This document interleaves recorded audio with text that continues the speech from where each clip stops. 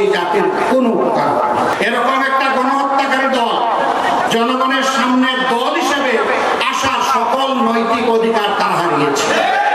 আমরা আশা করি বর্তমান সরকার তাদের উপর অর্পিত দায়িত্ব যথাযথভাবে পালন করবেন, কিন্তু ইতিমধ্যে আমরা কিছু ব্যতিক্রম, কিছু অসুবিধা দেখতে পাচ্ছি। শিক্ষা কমিশন গঠন করা হয়েছে। এই দেশের শতকরা ৯৯% মানুষ নাস্তিক, তাই না? কি তাহলে কি আস্তিক? আস্তিক আস্তে করে বলতেছে দেখো না কারে বই পাঠাবা। এদেশের মানুষ কি নাস্তিক? আস্তিক আস্তিক। তাহলে আস্তিকদের প্রতিনিধিত্ব সেই শিক্ষা কমিশনের নেই কেন?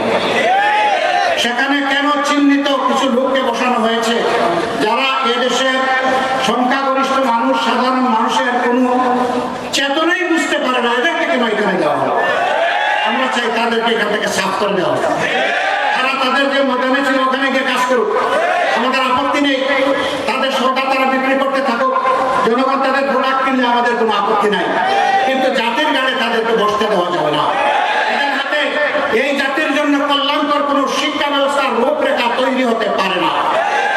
শিক্ষা ব্যবস্থার রূপরেখা প্রণয়নের জন্য সেই মানুষদেরকে দিতে হবে যারা জাতির চেতনা ধারণ করে, যারা এই আগস্ট বিপ্লবের চেতনা ধারণ করে, তাদেরকে এখানে বসাতে হবে। সম্মানিত ভাইরা, আমি অনুরোধ করব সরকারকে চলার পথে এরকম বড় কোনো দুর্ঘটনা ঘটানো উচিত হবে না। আমরা বলছি না তারা ক্ষমতায় থাকবে না, তারা দেশের সেবা করবে। ধরে নিলাম সেবা, সেটা কতদিন? আমরা বলেছি যৌক্তিক সময়। বলে যে এটা তো একটা অনির্দিষ্ট অনিশ্চিত কথা। সুনির্দিষ্ট কি? আপনারা কি নির্বাচনের কোন রোডম্যাপ ঘোষণা করবেন? আমরা বলি হ্যাঁ আমরা করবো, তবে তার আগে আরেকটা রোডম্যাপ আমরা ঘোষণা করতে চাই। এটি হচ্ছে সংস্কারের রোডম্যাপ। কি কি জিনিস তারা সংস্কার করবেন আর কি কতটুকু সময়ের ভিতরে তারা সংস্কার করবেন, এইটা নিয়ে আমরা চাই যে সরকার অংশীজনের সাথে, রাজনৈতিক দলগুলোর সাথে ডায়ালগে বসে একটা জাতীয় ঐক্যের মাধ্যমে এই সংস্কারের রোডম্যাপ তৈরি হবে। এই রোডম্যাপ যখন তৈরি হবে এবং সফলভাবে বাস্তবায়ন হবে, তার হাত ধরেই নির্বাচনের রোডম্যাপ ঘোষণা করতে হবে ইনশাআল্লাহ। যদি সংস্কার আন্দোলন সফল হয় তাহলে জাতি একটা সুষ্ঠু ক্রেডিবল ইলেকশন পাবে ইনশাআল্লাহ। কিন্তু সংস্কারের কাজটা যদি সুষ্ঠুভাবে সম্পন্ন না হয়, সেই নির্বাচন দিয়ে জাতির কোনো উপকার হবে না।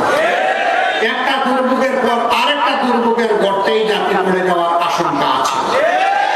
এই পয়েন্টে এখন সমস্ত রাজনৈতিক দল একমত, শুধু স্বৈরাচার আর স্বৈরাচারের দূষণ ছাড়া।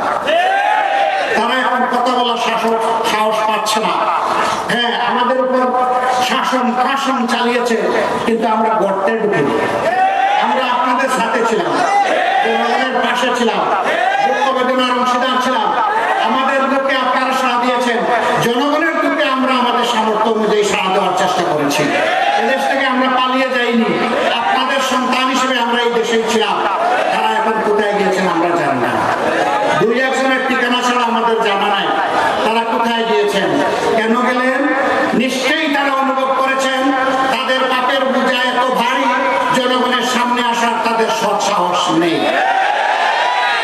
এরকম একটা গণহত্যাকারী দল জনগণের সামনে দল হিসেবে আসার সকল নৈতিক অধিকার তারা হারিয়েছে।